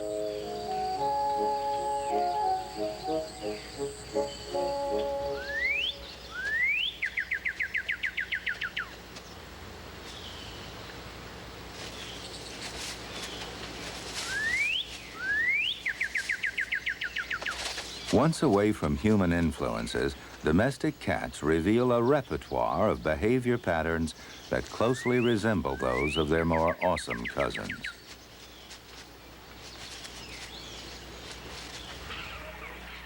A tiger in the wilderness of India, scent marking by rubbing with the side of its head, just like our own cats. Then, to complete the picture, it sprays on a well-used landmark in its territory.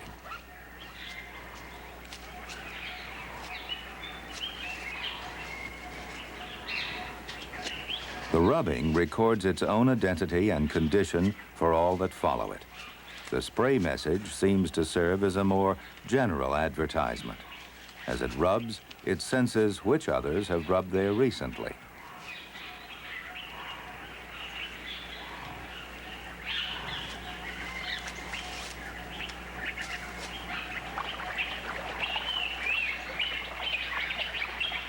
A tiger learns where to find prey, then waits in ambush.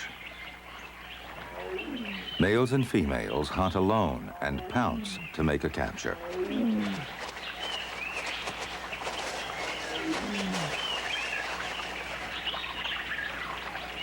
A male looks on while a female, which also operates in this territory, cuts the carcass into pieces with her shearing side teeth before swallowing it in chunks, just like our pets are equipped to do.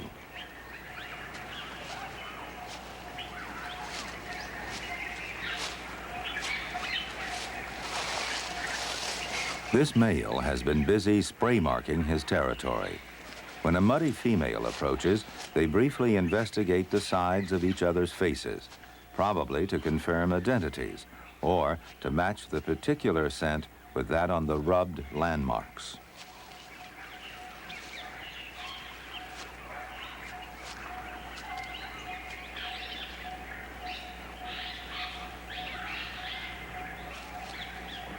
The encounter apparently over, she continues on her way.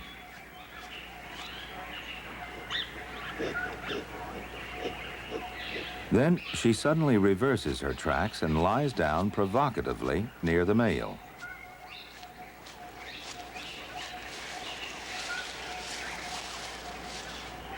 Mating involves the identical neck biting by the male and the subsequent batting off by the female.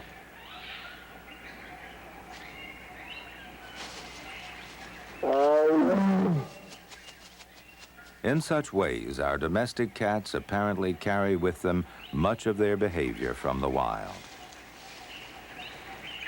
even to the female indulging in a bout of rolling.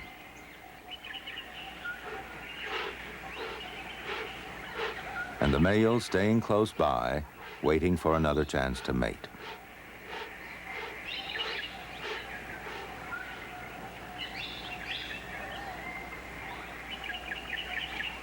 And then there are cats in other jungles.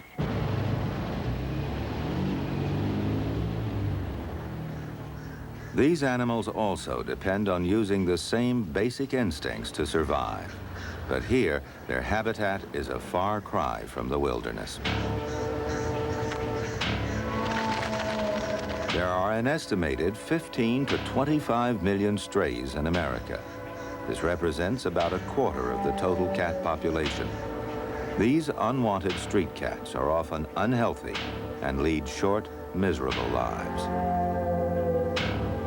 Every year, more than 3 million cats have to be killed by animal welfare organizations. At the other extreme, we spend almost $2 billion on cat food each year, and many more millions on vet care and special products and services. At a typical cat show, you can see more than 30 breeds that are recognized by the Cat Fanciers Association. A top purebred cat may cost as much as $3,000. But at this cat show, the title of queen is awarded to a non-pedigree house cat, presumably on the grounds that with cats, everyone is equally entitled to the description of regal. If this seems a bit excessive, it may be little more than our pets are used to receiving in their daily lives.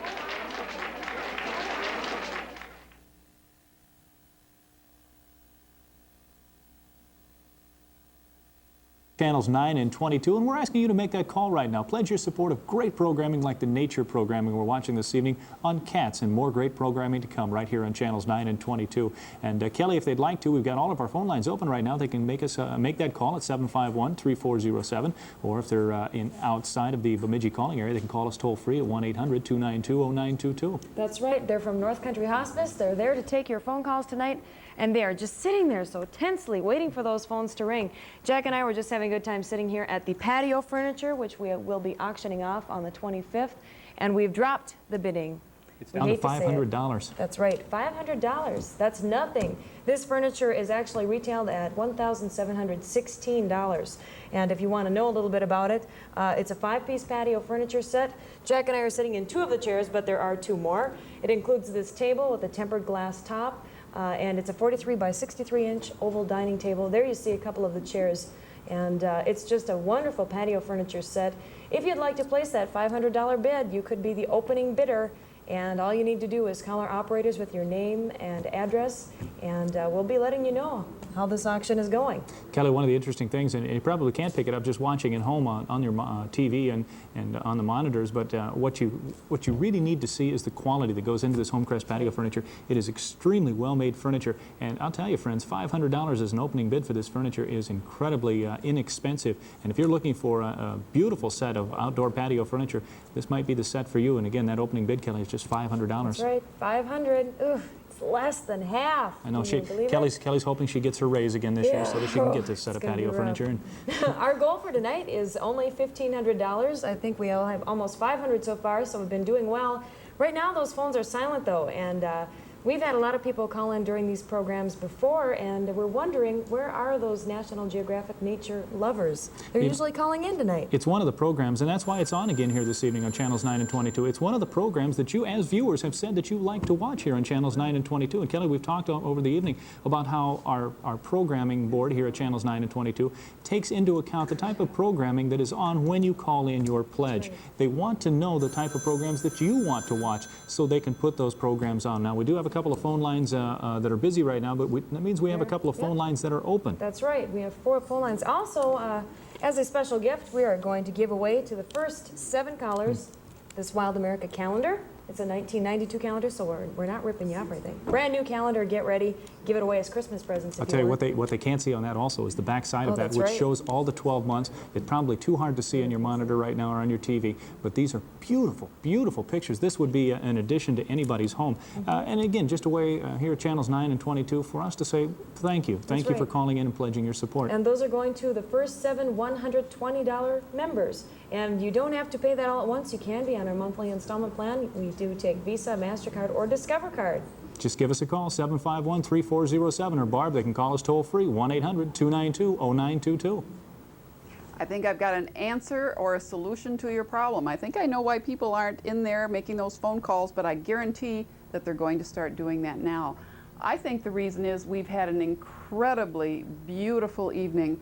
Those of us that have been able to get outside and look at the sunset realize that it is has been stunning. Now everybody's coming back into the house, turning on the programming, and once we remind them, we say, hey, now, get out the checkbook, make the phone call, get the credit card out. It's time to start supporting your local public television.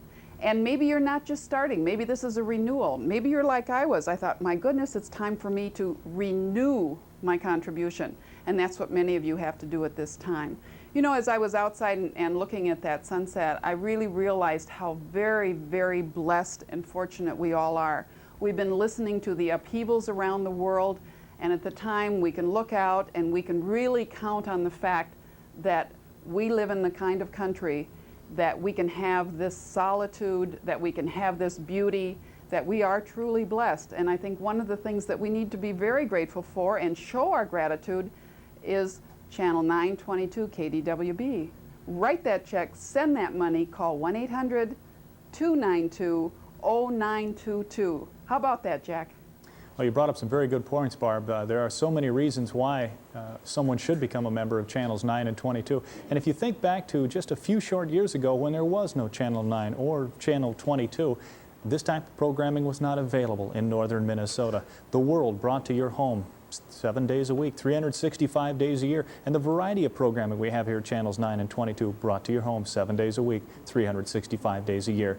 We're asking you to do your part right now, to go to your phones, make that call, 751-3407, 1-800-292-0922. Those are the numbers to call. Again, we have our operators from North Country Hospice, a fine group of people who very, very much care about what they're involved in North Country Hospice, and no doubt we'll be talking with them a little bit later about their program and what the North Country Hospice is. You can see we have all 4 phone lines are open right now. So before we go in back to our programming on nature and our program on cats, we're asking you to go to your phones, make that call, whatever level it is that you feel comfortable with, whether it's just $3 a month, our basic membership level of $36, or whether it's our $240 benefactor level, whatever fits into your budget, whatever type of programming fits into your lifestyle, give us a call, 751-3407, or Kelly, we've had a lot of calls from all over northern and central Minnesota. They can call us toll-free if they'd like, 1-800-292-0922.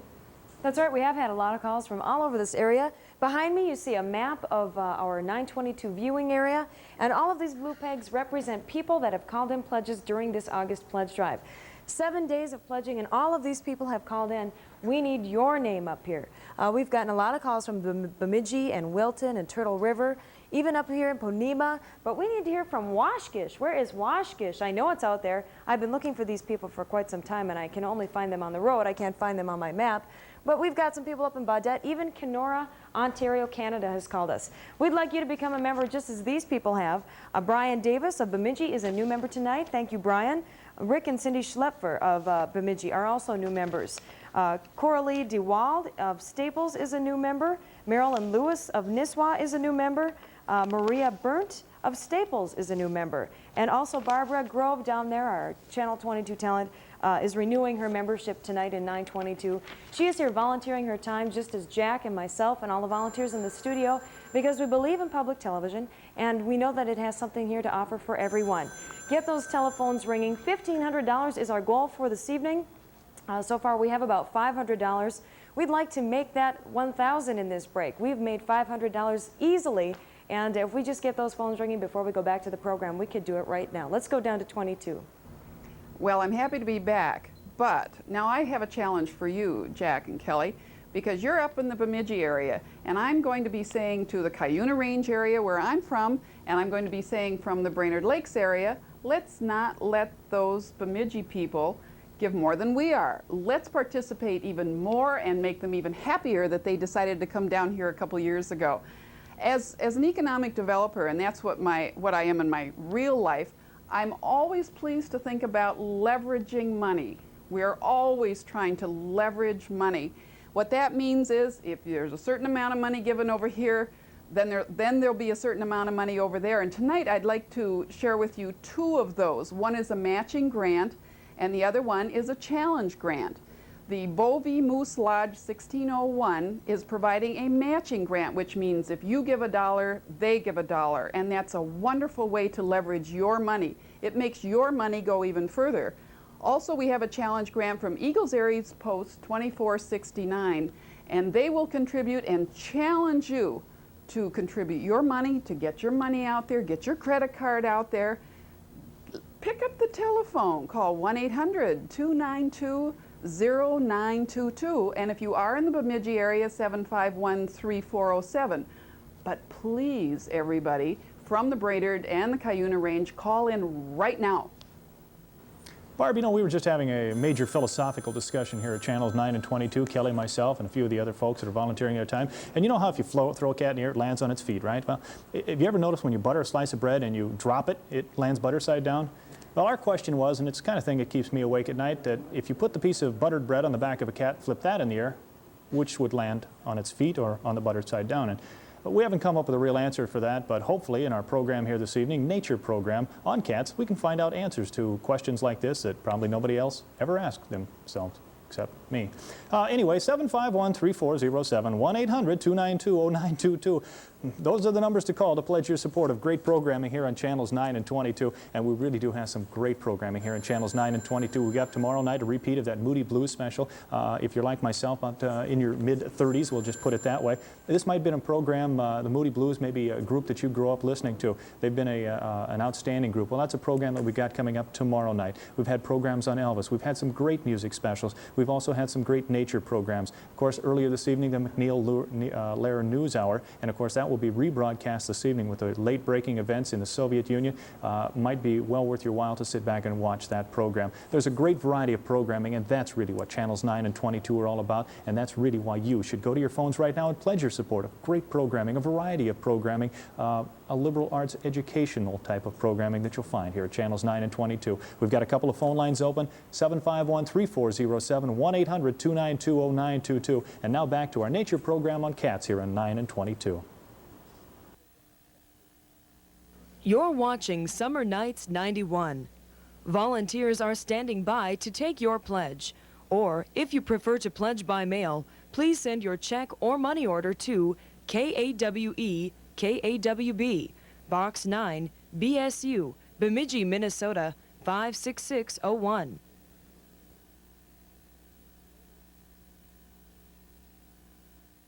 This is Channels 9 and 22, Bemidji and Brainerd. In the world of house pets, cats have their own ways of demanding and getting attention and manipulating our behavior to match their wishes. But when a cat rubs you, it may not be showing affection. It's said that only when it rubs you with its forehead and nose is it recognizing you as a member of its cat family. All the other places that a cat normally uses to rub with, like the sides of its head and mouth, its flank, or even with its tail, are simply to mark you with one of its personalized scents. As well as demanding attention, it's probably claiming you as part of its territory. even though it may not always be the most convenient time.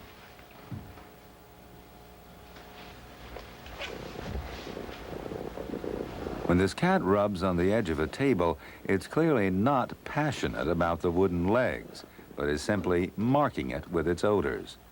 Since most cat owners have more than one cat, each will stake its claim to share the territory.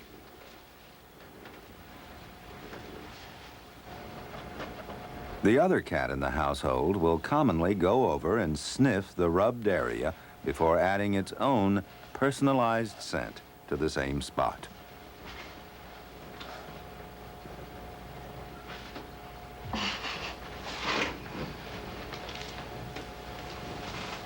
This house cat is sharpening its claws, or so it appears. But this animal had its claws removed as a kitten. The fact that it continues to rub may give us a clue to the significance of this behavior. When a cat scratches a tree, not only is it keeping its retractable claws in top condition, but it's almost certainly putting scent marks from its pads on the roughened surface, as well as leaving a visual marker of its presence. The cat experiences a sensory world that's totally different from our own.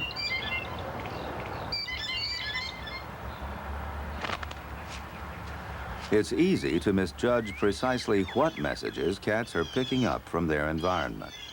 As they carry out their familiar lives around our homes, they are responding to a world of which humans have little awareness. Their seemingly psychic abilities, such as being able to sense the vibrations of coming earthquakes, may be achieved simply by using sensory information we cannot experience. All of it adds to their mysterious image. The hearing of cats is considerably better than humans. They have greater sensitivity and can detect high frequencies several octaves above the limit of our hearing.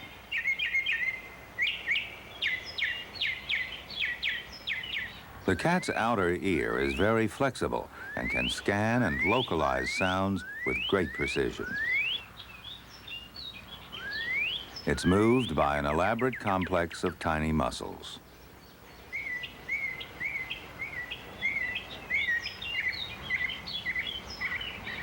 A cat's keen sense of smell provides a wealth of information that is intensified by the special organ in the roof of the mouth. A cat's pupil can occupy the whole of the eye, or can contract into a vertical slit, allowing it to see in almost any light condition. They've sacrificed color vision for extra sensitivity in low light. They can detect blues and yellows, but can't really distinguish red. With this array of senses, cats are well equipped for survival. But pampered pets cannot automatically become accomplished hunters.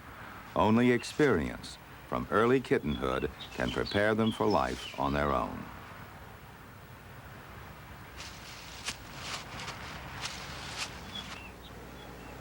Cats spend 80% of their time resting, or at least catnapping. By monitoring their brain waves, we know that they first enter a phase of light sleep, lasting 20 to 40 minutes. During this time, they will readily open their eyes at the slightest disturbance. Then they finally go totally limp, and their third eyelid closes in from the side as they enter another world. Like humans, their brainwave pattern suggests that cats dream. Sometimes their muscles start to twitch as if hunting. Perhaps they're dreaming of a situation like this.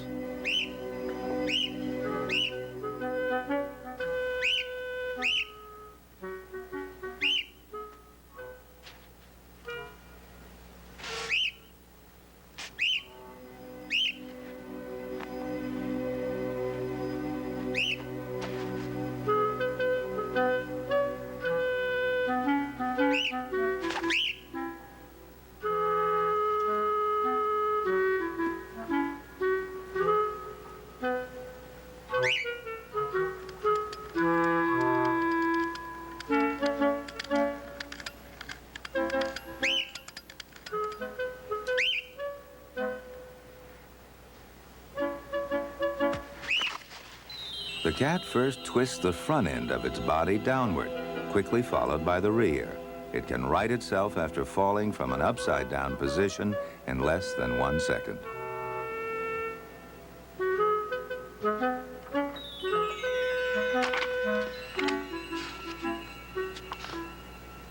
Cats drink in a very special way.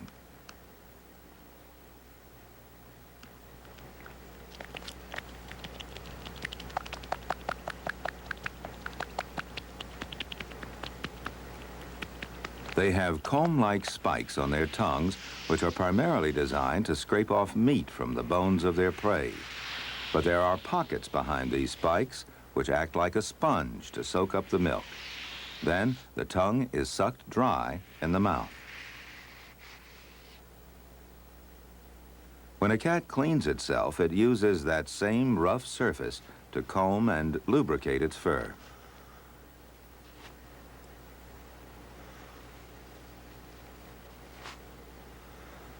The saliva actually contains a cleansing, deodorizing agent, which helps keep the cat clean and healthy.